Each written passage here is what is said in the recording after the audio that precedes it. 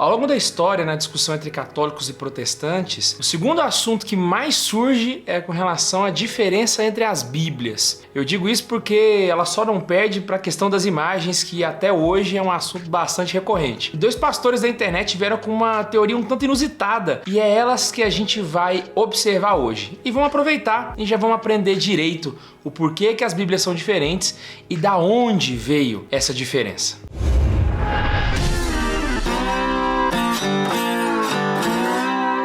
Eu queria fazer uma reflexão com você. Imagina só que na sua diocese fosse haver um evento e que chamassem um doutor em teologia para te falar sobre os males da teologia da libertação, sobre o que é uma igreja de verdade e qual a função do Papa nela. E melhor, esse curso ia ser de graça. Você não ia precisar pagar. Era só sair da sua casa, ir lá, sentar na cadeira e assistir. Você iria? Você que aí que tá sofrendo tanto na sua diocese, que sabe que talvez dificilmente você vai ver um evento desse na sua cidade, você iria? Pois é isso que vai acontecer nos dias 22, 23 e 24 de novembro. O Padre François vai dar um curso de graça sobre eclesiologia. Na primeira aula ele vai falar sobre o livro Igreja, Carisma e Poder, do Leonardo Boff. No segundo dia ele vai falar sobre a relação entre comunidades eclesiais e teologia da libertação. E no terceiro dia ele vai explicar qual é a função do Papa na igreja e no meio disso tudo, de graça, sem gastar um centavo. É só clicar no primeiro link que tá na descrição, deixar o seu e-mail e assistir. É isso, acabou. É esse o aviso que eu tinha pra te dar. Você não tem que comprar nada, você não tem... É de graça. Você pega lá, pá, assiste, acabou. É isso. Valeu. Segue o vídeo. No ano de 2019, o pastor Augustus Nicodemos fez uma palestra para alguns pastores falando sobre a Igreja Católica. Essa palestra tem mais de 1 hora e aqui eu não quero falar da palestra inteira, mas simplesmente do trecho que ele fala sobre a Sagrada Escritura. Mas antes, para você poder entender bem o que a gente vai falar aqui, eu tenho que te explicar o que são alguns termos. Cânon significa a lista oficial dos livros sagrados. Então toda vez que eu falar o cânon bíblico, eu estou me referindo aos livros da Bíblia na ordem que a gente conhece. Hoje, basicamente, tem 2 cânons que são mais famosos, que é o cânon católico, que tem 72 livros, e o cânon protestante, que tem 66. E nesse trecho ele fala algumas informações um tanto estranhas. A primeira é dizer que São Jerônimo traduziu os 66 livros da Bíblia, conforme o cânon protestante, e teria acrescentado mais 7 livros que seriam facultativos. As pessoas liam se quisessem. O Jerônimo, quando fez a tradução, ele traduziu não somente aqueles livros que nós conhecemos, os 66 livros canônicos, mas ele introduziu os apócrifos e pseudepígrafos também. Só que não eram reconhecidos pela igreja. Estava lá para quem quisesse consultar, quisesse saber. Ele também afirma que a Igreja Católica utilizava o cânon protestante nessa época. A igreja usava aquele cânon que nós conhecemos. E por fim, ele fala que o Concílio de Trento foi o responsável por oficializar o cânon bíblico católico. E isso teria acontecido somente após a morte de Martinho Lutero. Na Contra-Reforma de Trento, ela então oficializou a Vulgata Latina, que incluía os livros, os pseudepígrafos e os apócrifos, né? E aí está a diferença entre a Bíblia protestante e a Bíblia católica. Com o tempo a palestra dele foi sendo esquecida, acontece que na semana passada o pastor Iago Martins, em um de seus vídeos no YouTube, voltou, ou seja, ressuscitou essa ideia. E diante de uma acusação propriamente de um católico no Twitter, ele responde dizendo que, na verdade, Lutero não retirou 7 livros da Bíblia, mas foi a Igreja Católica que teria acrescentado elas. Agora, Lutero retirou os 7 livros da Bíblia? Isso é falso. O que Lutero fez foi aceitar o cânon tradicional que já era comum às igrejas desde o século IV. Ele disse que o cânon oficial sempre foi o que a igreja protestante segue. Nós sabemos que o cânon tradicional cristão é o cânon protestante. E também afirmou que o Concílio de Trento tinha sido a primeira vez na história que a Igreja Católica tinha definido um cânon bíblico. O que a Igreja Católica fez foi, pela primeira vez, criar um concílio que definisse qual era realmente o cânon que eles aceitavam. Isso só foi feito com Trento, meu querido. Só foi feito depois da reforma. E isso é muito problemático. Vamos agora começar a destrinchar esse problema. Tudo começou obviamente, antes de Cristo. Como você sabe, os judeus eles tinham livros que eram sagrados para eles. Os livros de Moisés, por exemplo, a Torá, né? Os judeus até hoje seguem esses livros. Só que os judeus não possuíam um cânon estabelecido de quais eram os livros sagrados. Não existia um documento judaico que dizia esses são os livros. Obviamente, ao longo de mais de 1000 anos da religião judaica, esses cânons foram ficando diferentes dependendo da região onde eles estavam. E é aí que começa a surgir algumas diferenças no cânon dos judeus. Aqui, basicamente, a gente está falando do Antigo Testamento, nada de Novo Testamento por enquanto. Os escritos padrão dos judeus, eles chamavam de Tanakh. E o que era Tanakh? É uma referência que a gente tem, um pouco genérica, para se referir aos livros que tinham sido escritos em hebraico, ou então no aramaico. Era basicamente o cânon mais comum utilizado pelos judeus, até mesmo no período de Jesus. E os livros que faziam parte da Tanakh, nós chamamos de protocanônicos. O primeiro cânon que os judeus utilizavam, protocanônicos. Acontece que os escritos judeus, eles haviam sofrido entre o século 3 e 1 a.C. uma tradução para o grego koiné, que é uma variação do grego. Essa versão eles chamam de Septuaginta. Só que a Septuaginta tem uma leve diferença, porque ela possui 7 livros a mais em relação à Tanakh. A Septuaginta são todos os livros protocanônicos, ou seja,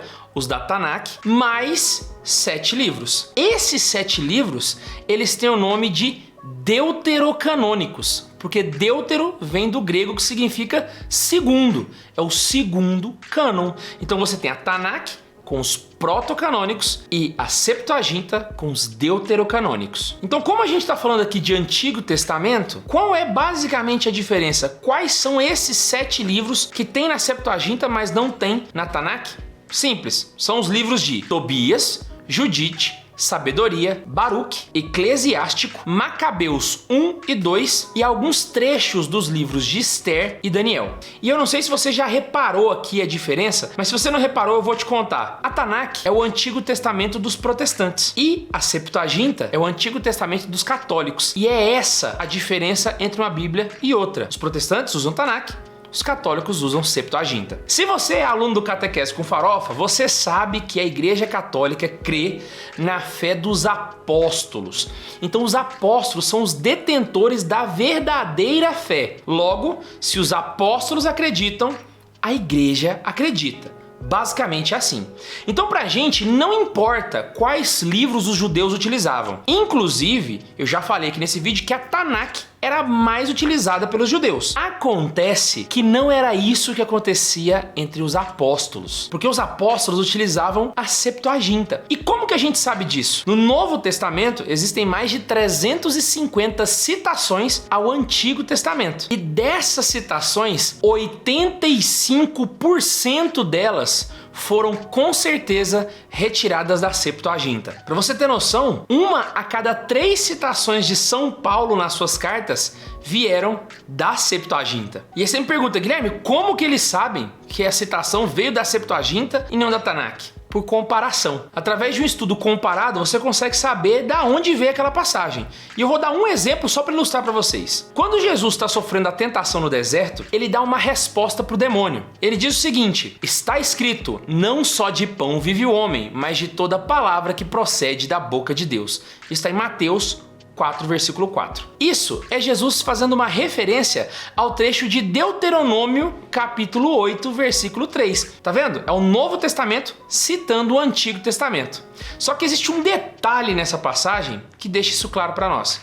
No texto de Mateus, ele fala que Jesus falou de toda palavra que procede da boca de Deus. Se você for conferir na Bíblia hebraica, na Tanakh, o Deuteronômio se refere a toda palavra que procede da boca do Senhor. Acontece que a referência boca de Deus está presente na Septuaginta. Com base nisso, a gente sabe que Mateus está se referindo à Septuaginta e não à Tanakh. E aí você me fala, Guilherme, da onde você tirou que 85% dos trechos, 1 a cada 3 citações? Pois é, quem me deu essas referências foi a Sociedade Bíblica do Brasil, uma instituição protestante. E se você quiser saber todas as referências que eu usei para compor esse vídeo, no fim da descrição tem todas elas para você pesquisar por você mesmo. Acontece que ao longo da história, ali antes do século IV, várias correntes de pensamento católicas tentavam montar um cânon que seria católico. Era para montar ali o Novo Testamento. E existiam grupos que acreditavam que não era para colocar nada e já outros que queriam colocar muita coisa. Como a igreja não tinha batido o martelo num cânon,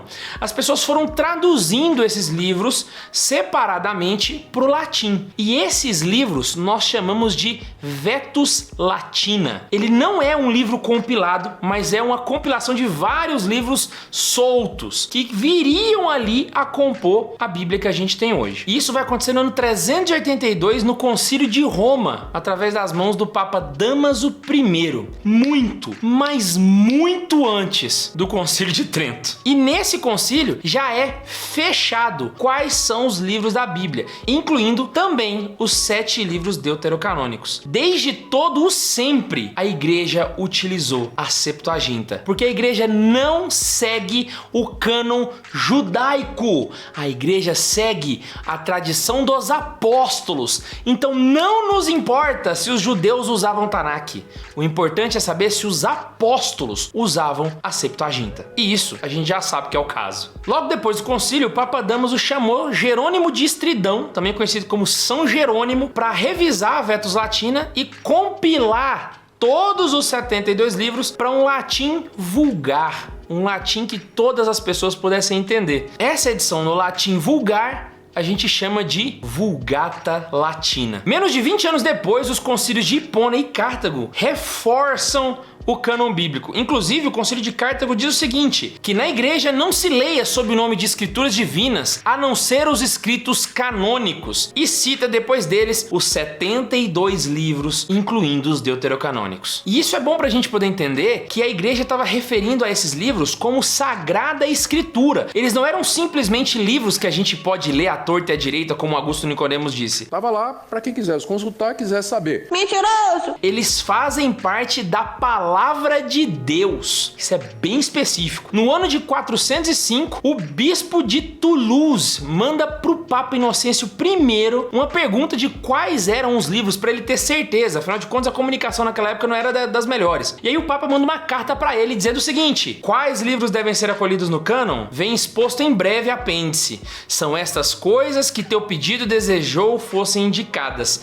E segue com a referência dos 72 livros exatamente como haviam sido colocados no Concílio de Roma. No ano de 447, o bispo de Palência, na Espanha, diz o seguinte: se alguém crer que algumas escrituras fora daquelas que a Igreja Católica acolhe devam ter autoridade ou as venerar, seja anátema. E aqui, outra referência contra Augusto Nicodemos. Esses textos eram para ser venerados, incluindo os deuterocanônicos. Tava lá para quem quisesse consultar, quiser saber. Mentiroso! Porque vale lembrar, a igreja cita os livros e falam que eles são a palavra de Deus, tanto no Concílio de Cartago quanto nessa carta do bispo de Palência de 447. E na bula Cantate Domino de 1442, a igreja afirma categoricamente que Deus é o autor do Antigo e do Novo Testamento e por isso venera todos os livros, incluindo todas as suas partes. Para deixar bem claro isso,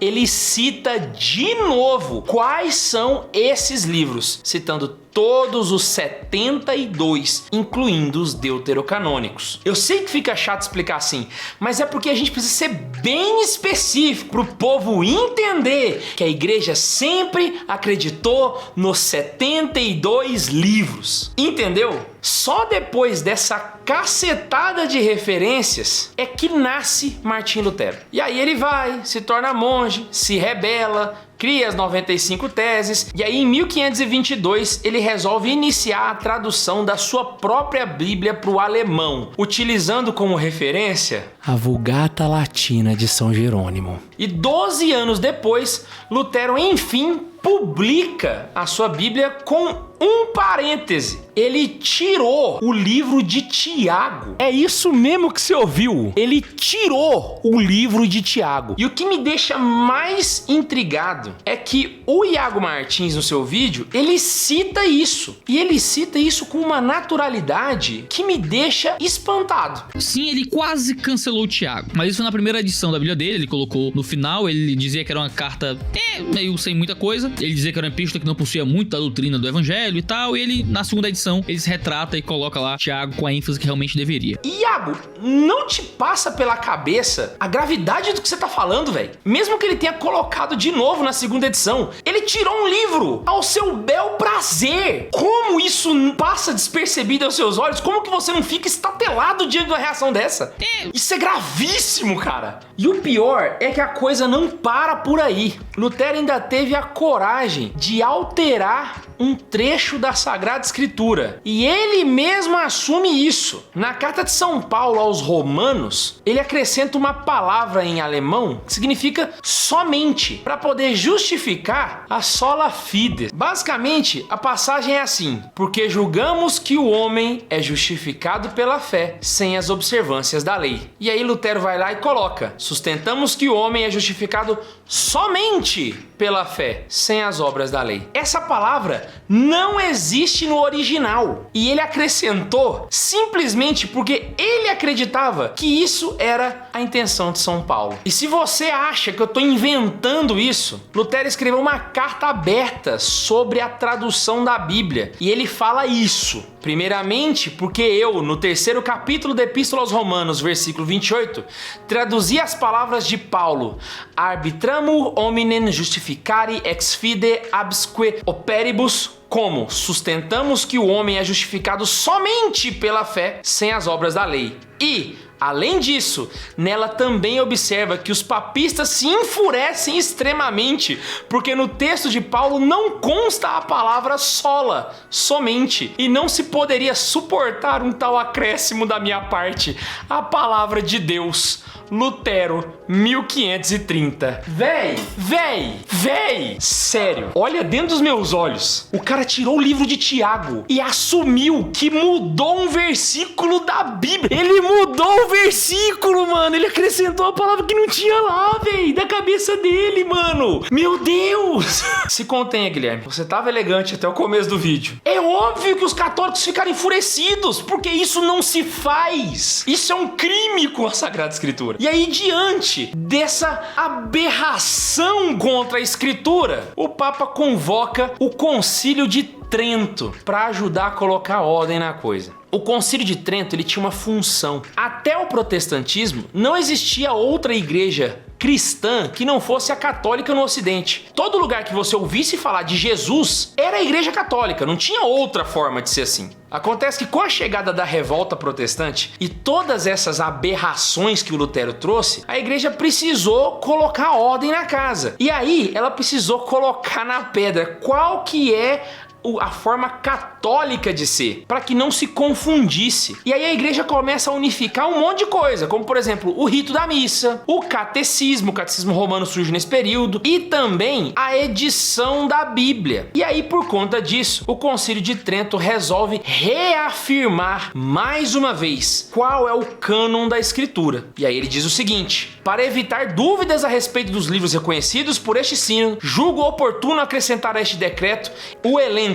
São os seguintes, e ele cita novamente todos os 72 livros. E depois de citá-los, ainda reforça: se porém alguém não receber como sagrados e canônicos esses livros em sua integridade, com todas as suas partes, tal como costumavam ser lidos na Igreja Católica e estão contidos na antiga edição latina da Vulgata, e desprezar ciente e propositadamente as tradições antes mencionadas, seja anátema. E aqui é uma coisa boa para poder explicar para o Iago e para o Augusto Nicodemos. O Concílio de Trento não está definindo o cânon, ele está reforçando o cânon. Quem definiu o cânon foi outro concílio, o de Roma, no ano 382. O Augusto Nicodemos, ele faz uma salada louca, ele faz um mexidão paulista e mistura alhos com bugalhos e etc e tal. Na Contra-Reforma de Trento, ela então oficializou a Vulgata Latina, que incluía os livros, os pseudepígrafos e os apócrifos, né? O que acontece no Concílio de Trento não é que a igreja definiu o cânon. O que a igreja definiu foi a edição da Bíblia, que é a Vulgata Latina. O que a igreja está definindo é a tradução, e não a quantidade e a ordem dos livros, mas sim a edição dela. E isso acontece exatamente no parágrafo seguinte à citação do cânon. Olha só. O mesmo Sacrosanto Sínodo, considerando que não será de pouca utilidade para a Igreja de Deus saber claramente, entre todas as edições latinas em circulação, qual é a edição autêntica dos livros sagrados, estabelece e declara que a antiga edição Vulgata, aprovada pela Igreja já de uso secular, deve ser tida como autêntica nas lições públicas, nas disputas, nas pregações e explicações, e que ninguém, por nenhuma razão, pode ter audácia ou a presunção de rejeitá-la. Então o que a igreja está definindo aqui é que entre todas as edições, a Vulgata Latina é a oficial. Ah, e tem uma coisa que eu esqueci de avisar. Isso acontece até hoje. Nós católicos temos várias bíblias, edição Ave Maria, edição Jerusalém, edição CNBB, mas a oficial continua sendo a nova Vulgata, que é a versão da Vulgata que foi revisada no Concílio Vaticano II. E é aqui que vem o mais importante de tudo. Todo esse vídeo é inútil. Sim, esse vídeo inteiro é inútil.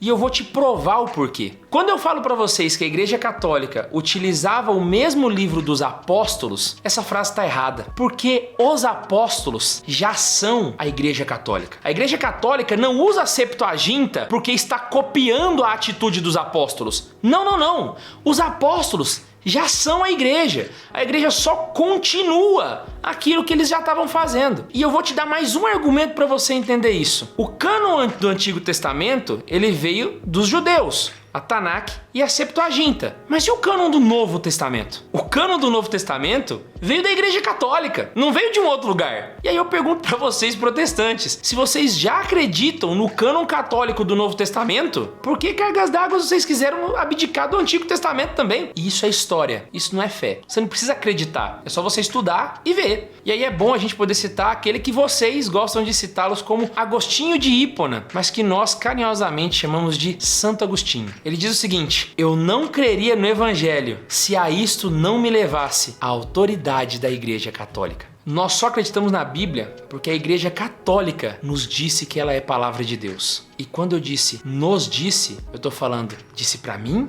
e disse pra vocês. Porque a Bíblia que vocês acreditam ser a palavra de Deus, vocês só acreditam porque um dia a Sagrada Igreja Católica disse que era a palavra do Senhor. E eu queria pedir do fundo do coração, esse vídeo não foi feito pra criar treta. Eu não quero ver um monte de gente xingando o Iago, o Augusto e mandando pra ele lá, olha aqui, acabou com...